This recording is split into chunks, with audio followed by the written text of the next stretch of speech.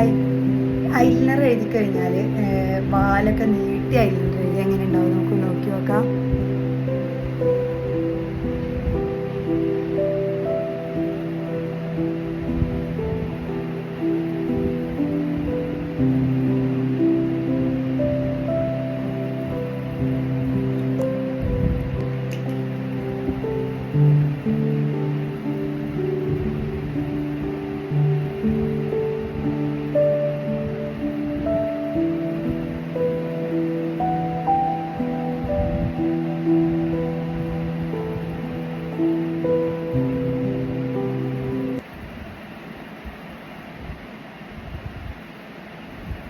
ഇത് കണ്ടോ, വാല് നീട്ടി എഴുതിയപ്പോൾ നല്ല രസമുണ്ട് അല്ലേ.